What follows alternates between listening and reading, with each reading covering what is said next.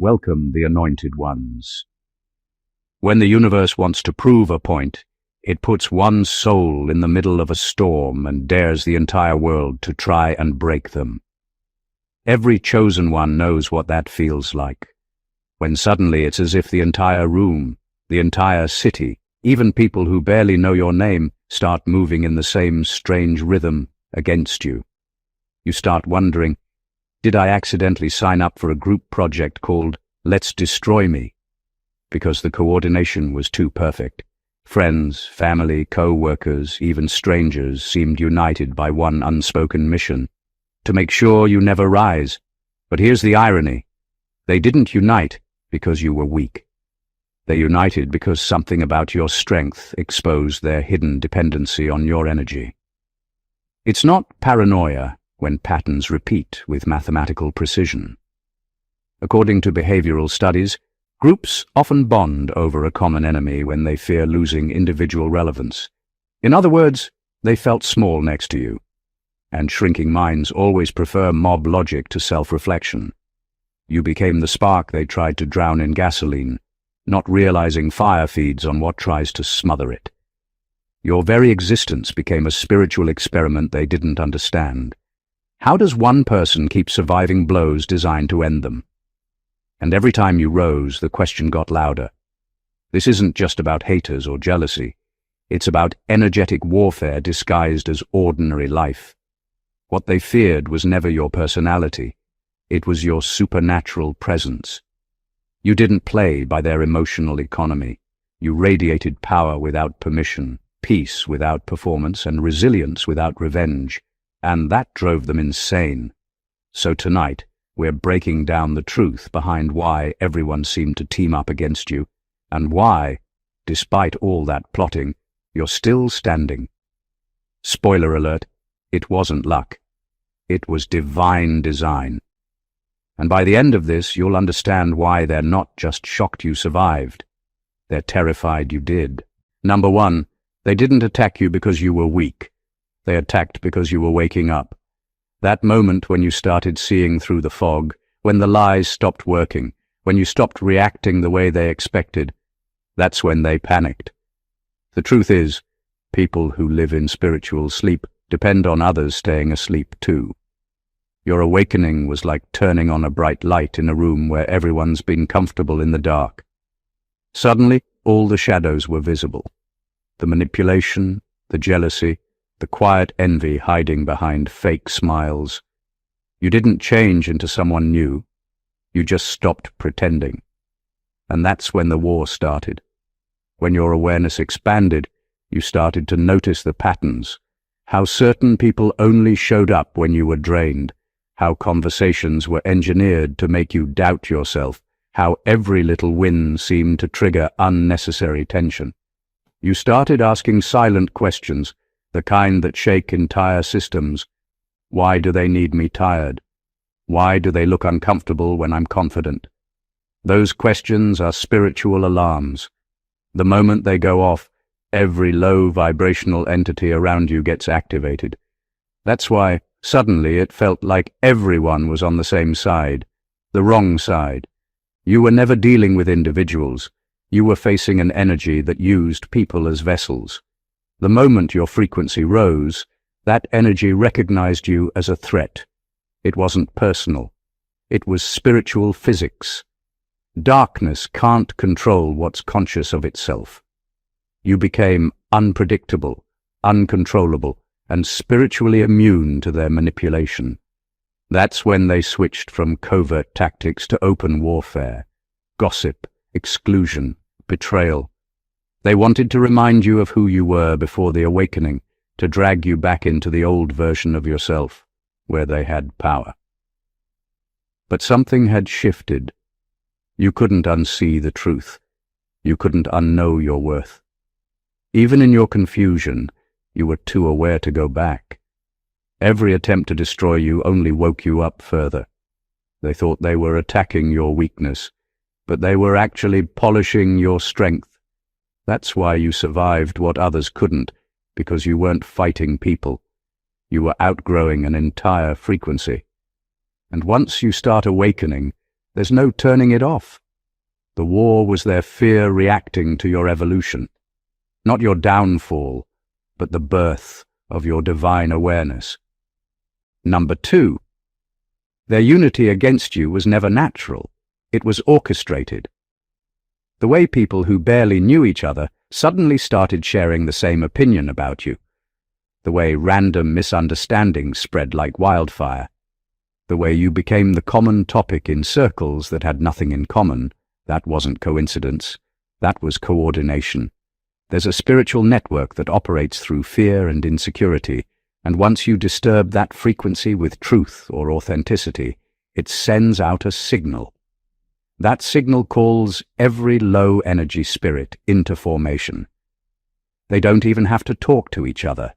They just start acting alike, speaking alike, and agreeing on one mission: to pull you down. It's not because you did something wrong. It's because your energy disrupts conformity. People who secretly live in masks don't like anyone who exposes the system of pretending. When your presence forces them to face themselves, their defense mechanism is to group up. It gives them comfort.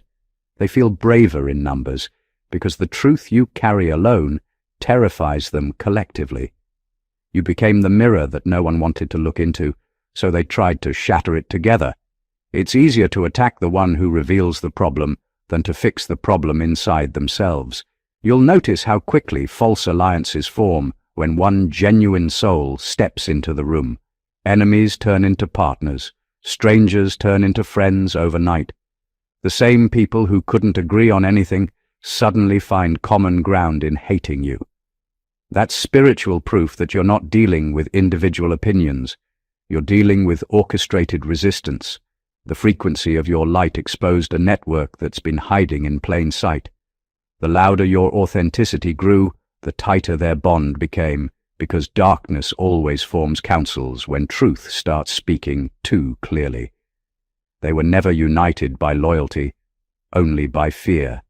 Fear of losing influence, fear of being exposed, fear of being irrelevant next to your unfiltered strength.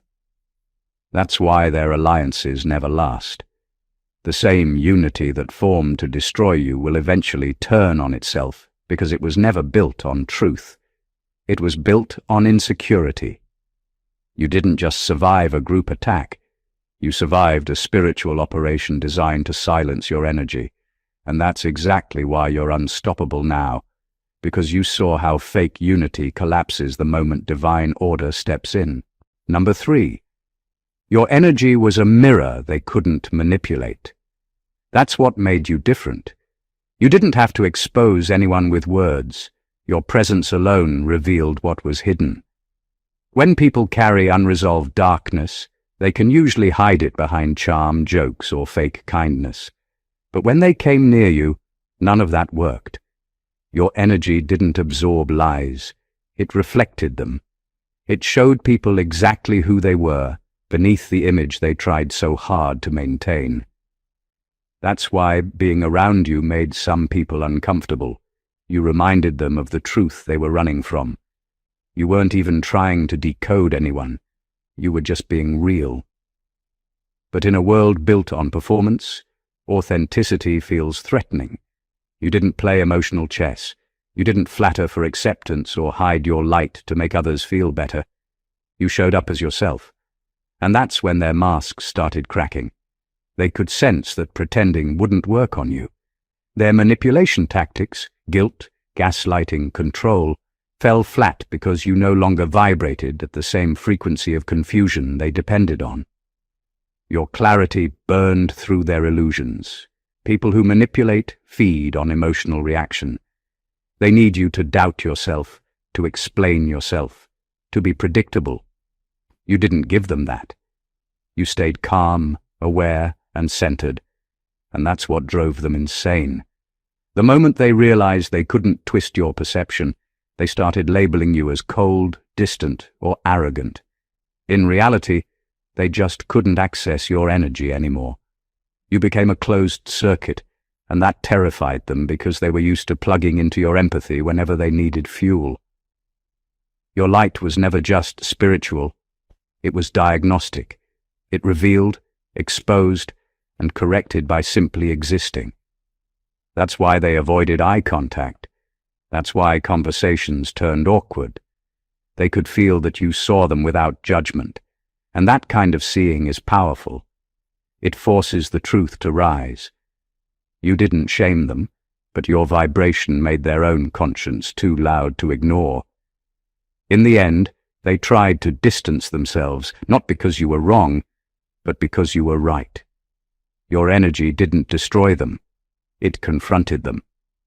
And that confrontation was the one thing they couldn't manipulate their way out of.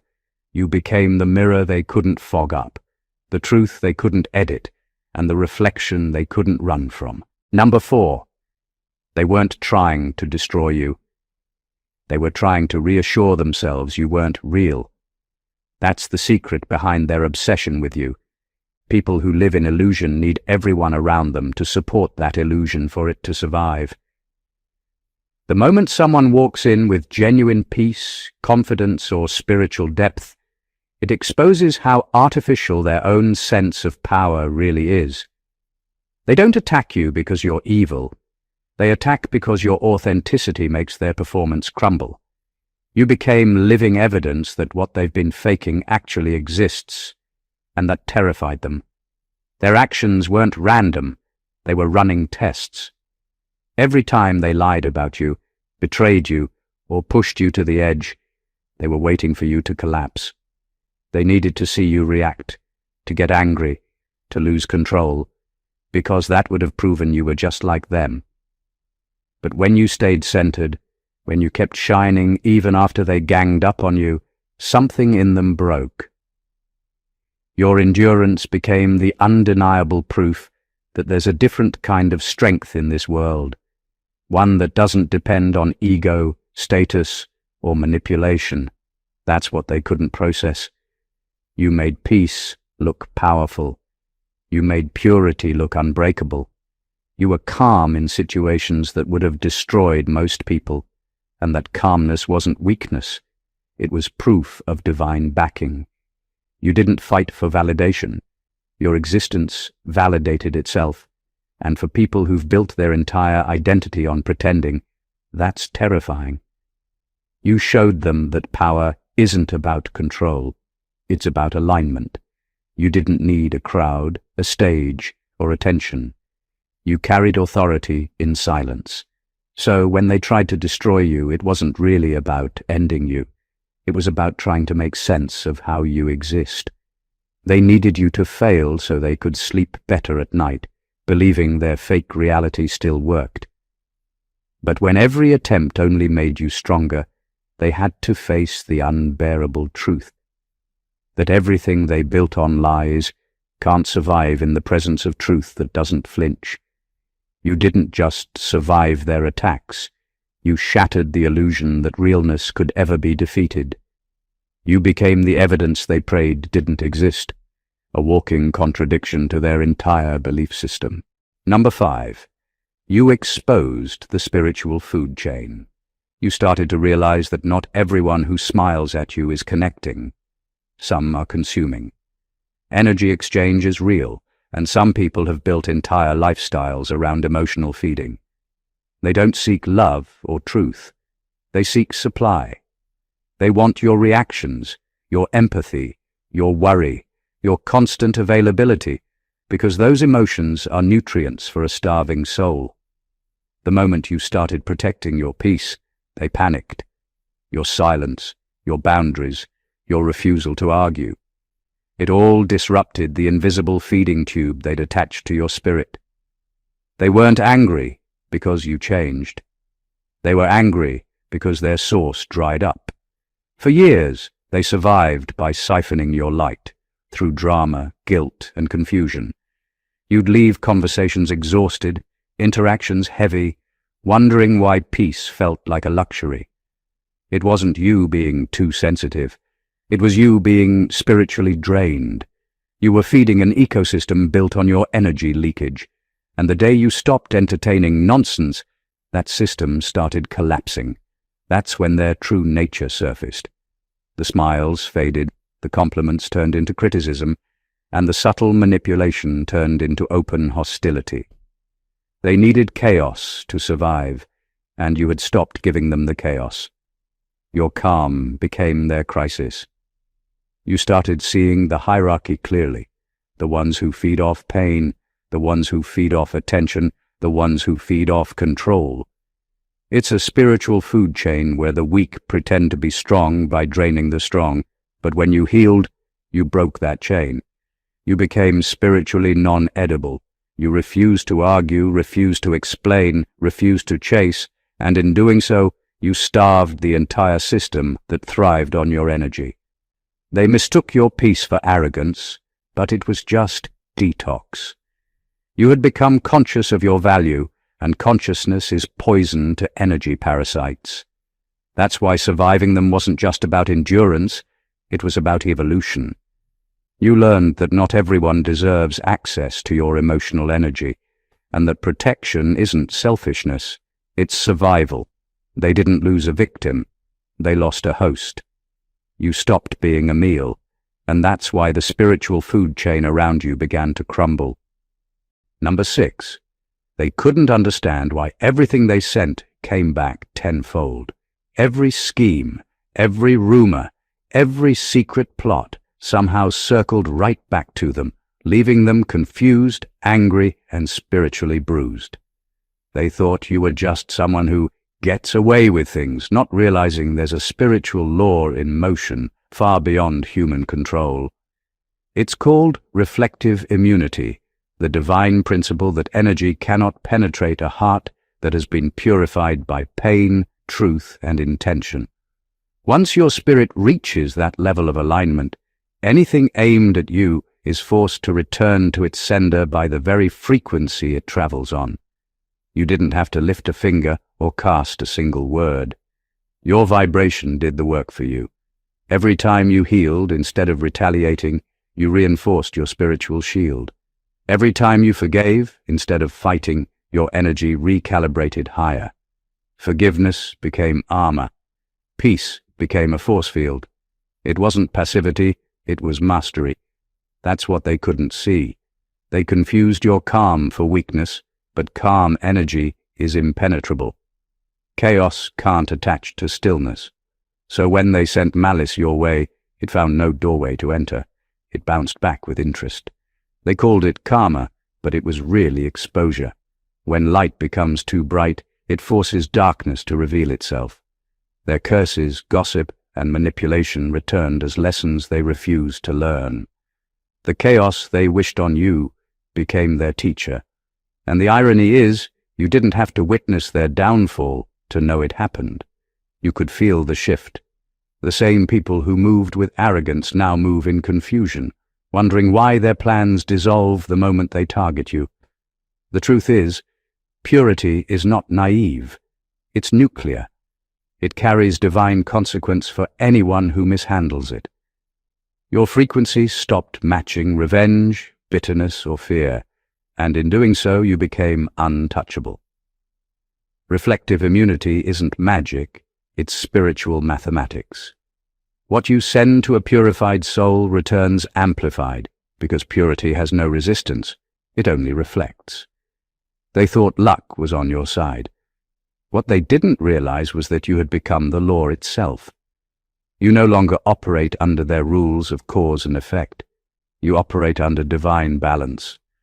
And that's why everything they sent out became their own lesson in what happens when darkness dares to touch light. Number 7. You became living proof that light can't be contained in darkness. No matter how many people tried to box you in, silence your voice, or bury your potential under their projections, you kept shining through the cracks. They mistook their numbers for power, thinking if enough people opposed you, it would crush your confidence. What they didn't understand is that divine light doesn't shrink under pressure, it adapts. The tighter darkness closes in, the stronger light compresses until it becomes unbreakable. That's why instead of destroying you, the opposition trained you. Every attack refined your focus, purified your motives, and elevated your strength. They thought your environment would limit you. The gossip, the exclusion, the betrayal.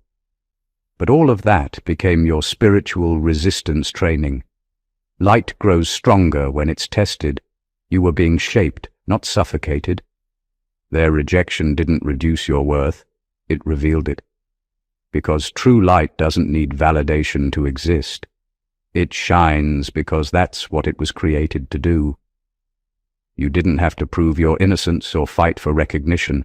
Your endurance was your proof. You stood tall when everything around you tried to convince you that standing wasn't possible. What they missed is that darkness isn't the opposite of light. It's the canvas that reveals it. Without the contrast, no one would have noticed how bright you really were. The harder they tried to humiliate you, the more your resilience stole the spotlight. The more they whispered, the more your silence echoed. The more they tried to contain you, the more undeniable you became. It wasn't luck, it was divine symmetry. The opposition didn't stop your destiny, it framed it. And now, even those who doubted you have to admit something supernatural happened. You walked through everything meant to erase you, and you didn't just survive. You glowed. That's why their hatred turned into confusion. You proved that light doesn't disappear when surrounded by darkness. It just becomes more visible. You became the evidence that divine endurance isn't loud, but it's eternal. You're not the same person they tried to break. You're the reason they finally understand that light doesn't need to fight darkness to win. It only needs to keep shining. Number 8. They mistook your isolation for defeat, but it was God's laboratory. When everyone walked away and the world grew silent, they assumed you had finally lost. They took your absence as evidence that their attacks worked, that the weight had finally broken you. But what they couldn't see was that your disappearance wasn't a breakdown. It was a recalibration. God pulled you away, not to punish you, but to purify you. Isolation was never rejection. It was renovation. Everything that could no longer go with you had to fall off. The old habits, the wrong people, the limited thinking. Heaven doesn't build in public. It constructs in secrecy. During that season, you learned things no crowd could teach. You learned the difference between loneliness and solitude, between silence and stillness. You learned how to hear God without the noise of other voices. You discovered strength that doesn't need witnesses. They thought you were wasting time, but you were absorbing wisdom. Every tear watered your roots. Every quiet day rewired your spirit. That space became holy ground, a workshop for the soul. The same people who once had access to your energy started wondering why they couldn't reach you anymore. It wasn't pride, it was protection. You had entered a divine quarantine, and not everyone could come where you were going. God had to separate you to update you. Your isolation was the system reboot, clearing out spiritual viruses, removing corrupted codes, and installing divine resilience. By the time you re-emerged, you were no longer the same person they thought they buried. You came back sharper, wiser, lighter, and they couldn't figure out how. That's why your return confused them. They expected a broken version of you, but you came back glowing with peace. The same isolation they used to mock became your foundation. While they were busy celebrating your so-called defeat, you were busy transforming. They thought your silence was surrender, but it was sacred preparation. God hid you not to erase you, but to evolve you. So, when you walked back into the world, you weren't just restored, you were renewed. They thought you were gone. In truth, you were being reborn in the laboratory of divine isolation. Number 9. You scared them because you operate without permission. You don't wait for anyone's approval to exist, to create, or to speak your truth. And that shakes people who survive on validation. In a world where most people need an audience to move, you follow an inner voice that doesn't ask for votes. That's dangerous to those who rely on control. They can't predict you, can't guilt you, and can't manipulate you with acceptance or rejection. You answer to something higher, and that makes you untouchable in systems built on conformity. They've spent their whole lives climbing invisible ladders, trying to be liked, chosen, noticed, accepted. You came in and bypassed all that. You didn't audition for the part, you embodied it. That's why you trigger so many fragile egos. You move like someone who already knows they're approved by heaven. You don't wait for applause to validate your path. Your peace is your confirmation. That kind of independence confuses people who think power comes from position or popularity. They can't comprehend someone whose direction doesn't depend on external validation. They tried to label you rebellious, difficult, arrogant, but it wasn't arrogance. It was authority. Divine authority doesn't seek permission. It follows assignment. You don't explain your moves because your instructions weren't given in public. That's why they couldn't keep up. You were following a blueprint they didn't have access to. Every time they thought they had you figured out, you shifted again, and that frustrated their attempts to contain you. They couldn't control what they couldn't understand. You became the living contradiction to their belief that power is granted by others. You showed them that true power is inherited from within. You operate on frequency, not approval. Your timing isn't based on trends, it's based on divine prompting. And because you don't need to be liked to move, they can't stop you by disliking you. That's what truly scares them, the realization that you're fueled by something they can't touch or take away. They built their identities on permission slips from the world. You built yours on direct communication with God. And when you operate on divine command, every human attempt to limit you becomes laughable. They didn't fear your confidence. They feared the source behind it. Number 10. They tried to break you using the weakness they created. They thought they understood your breaking point because they were the ones who built it. They were there when you cried, when you doubted yourself, when you made mistakes. They studied your emotions like scientists studying a subject. They memorized your pain, your triggers, your history. They thought they could pull the same strings and get the same reaction. What they didn't realize was that while they were busy trying to wound you, those same wounds were transforming you.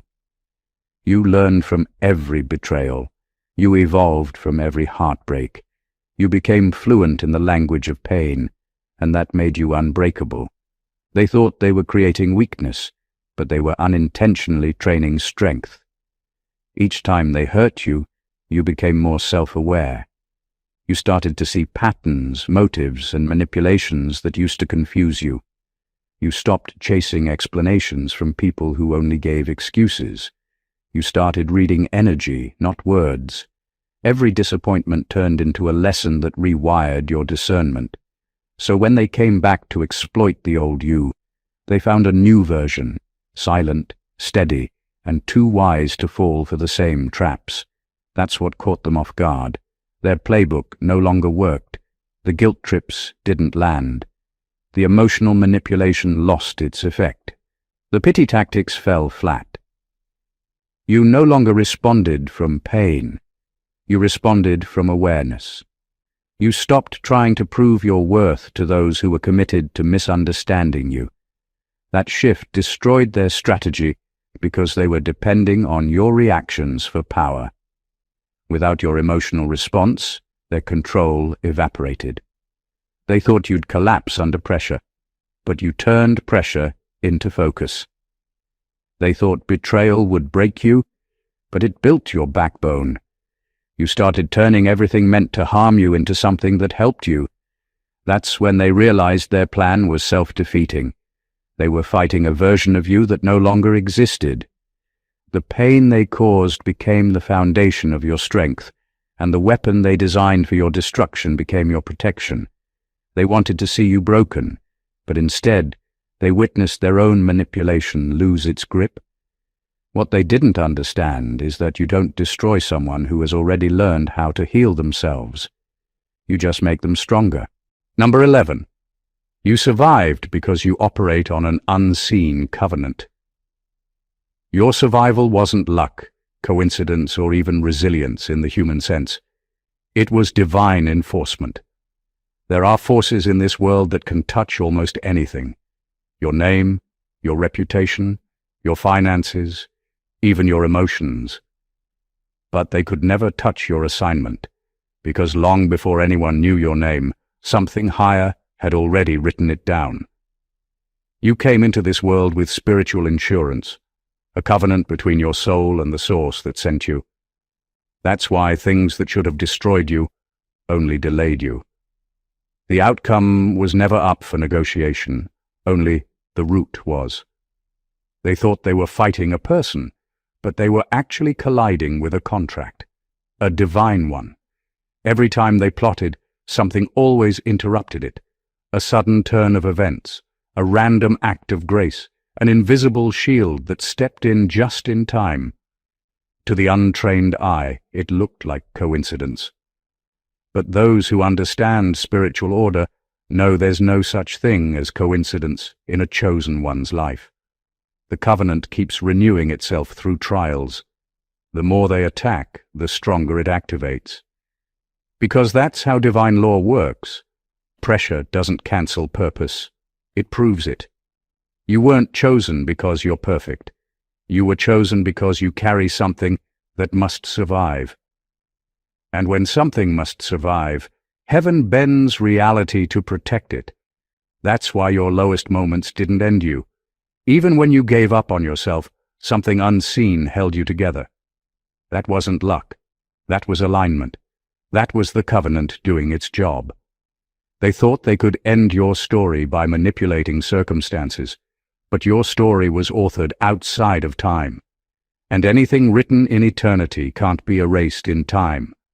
Every delay, every betrayal, every setback was just the covenant rearranging things to fit the script. You weren't just surviving, you were being safeguarded by design. You don't walk this path alone, you walk it under divine contract. So when people ask how you're still standing, don't over-explain.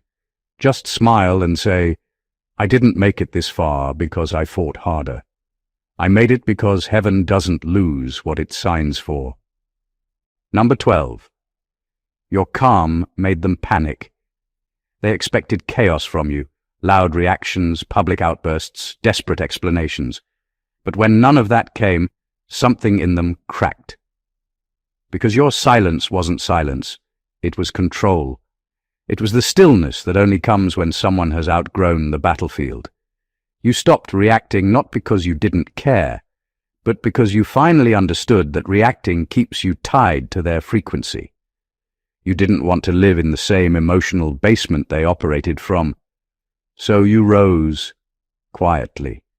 And nothing terrifies insecure souls more than someone who refuses to engage on their level.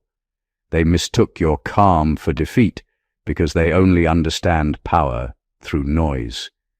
They equate attention with validation, manipulation with control, and chaos with dominance. But you shifted into a realm they couldn't enter, the realm of energetic mastery. You learned that not everything deserves a response, and not every war requires your attendance. By choosing peace, you removed the food source that fed their ego. They needed your reaction to feel relevant. Your calmness turned their strategy into starvation.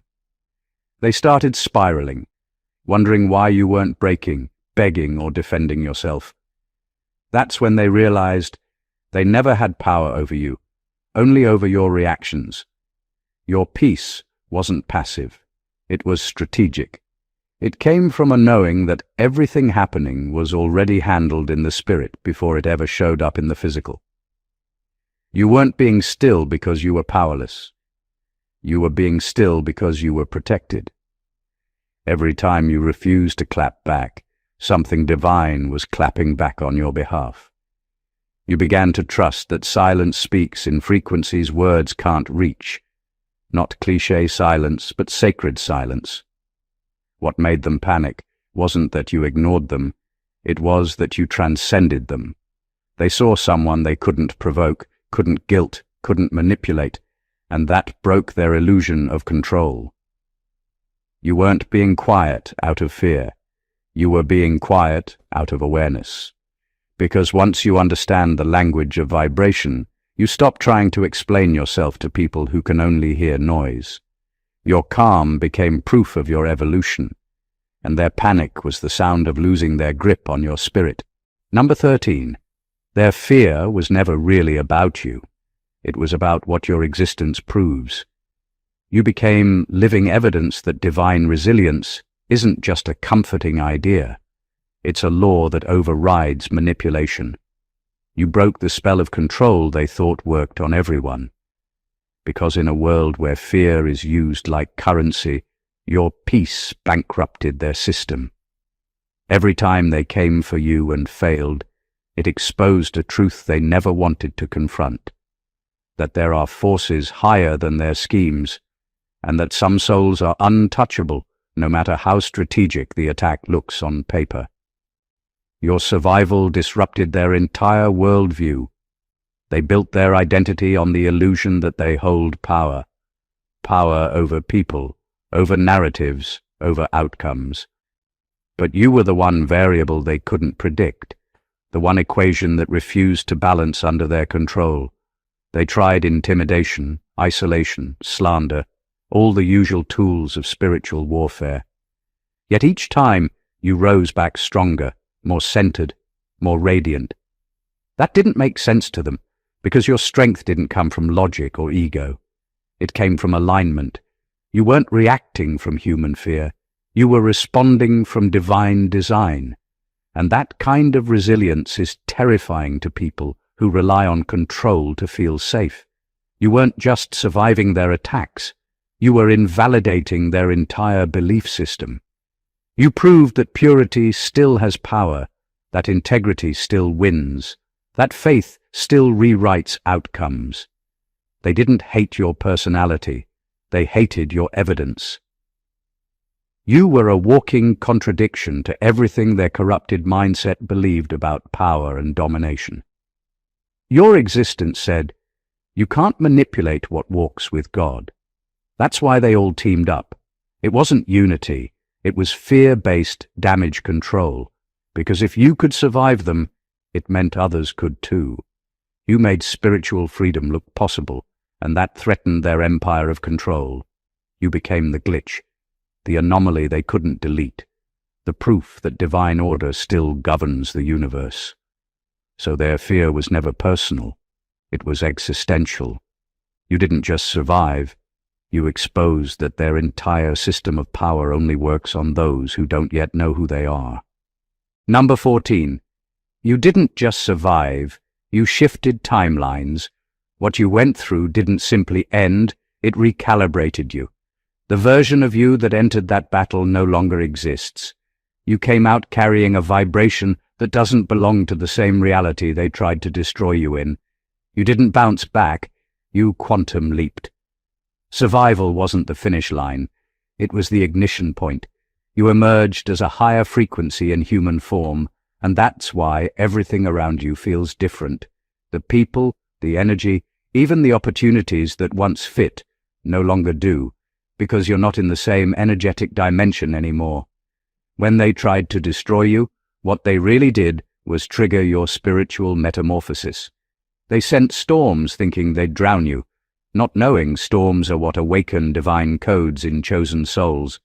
Every attack, every loss, every betrayal served as a catalyst that unlocked deeper layers of power within you.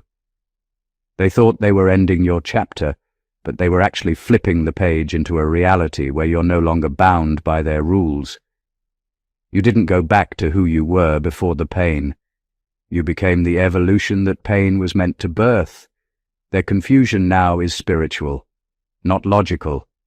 They look at you and can't explain why your energy feels unfamiliar, why their old tactics don't work, or why they can't find access to your field anymore. It's because your consciousness no longer vibrates at their level. You didn't just grow, you graduated dimensions. You outgrew the version of reality they operate from. You stopped reacting and started resonating, and that resonance moved you out of alignment with their chaos completely. The truth is, they didn't destroy the seed, they activated it. The soil they meant to bury you in became the exact environment your roots needed. You became proof that transformation is the real miracle, that the divine doesn't rescue chosen ones, it reconstructs them through trials. So no, you didn't just survive. You rewrote your timeline, redefined your energy, and became a frequency that this world has never seen before. And now, every room you enter bends to that new vibration, because the storm they sent didn't kill the seed. It revealed the tree it was destined to become. You survived what no one thought possible. Every plot, every betrayal, every calculated attack meant to erase you from existence became the very force that elevated you beyond what they could ever comprehend. You weren't just tested, you were refined, recalibrated, and rebuilt in ways that no human plan could ever touch. They tried to use your weaknesses against you, but those same weaknesses transformed into weapons. They tried to drown your light, but the pressure only made it burn brighter.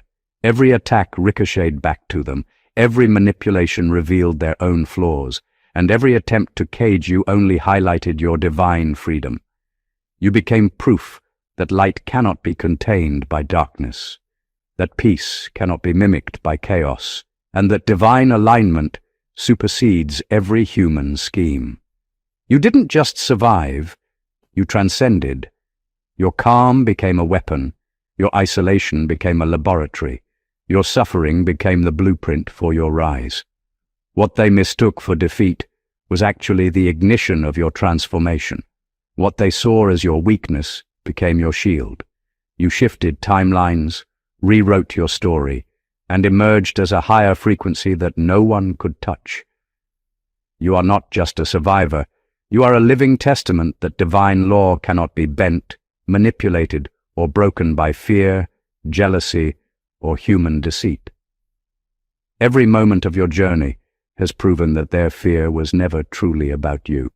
It was about what you reveal, that resilience, truth, and purity are more powerful than any collective force of opposition. You are the glitch in their system, the anomaly that exposes their illusions, the evidence that divine power moves in ways humans cannot predict or control. Nothing they tried could stop the unfolding of your destiny, and now you stand as a beacon for anyone who has ever been underestimated, oppressed, or attacked for being too authentic. Your survival is a declaration, a lesson, and a warning. You cannot be contained, and you will not be silenced. If this message spoke to you, if you feel the power of your own survival and transformation, make sure to subscribe to the channel for more revelations that empower and awaken. Hit the like button if this gave you clarity, leave a comment to share your own story of triumph, and share this with someone who needs to see that no darkness can ever extinguish true light. Your journey is not just yours. It's proof for the world that rising is inevitable when you walk in alignment with your purpose. God bless you.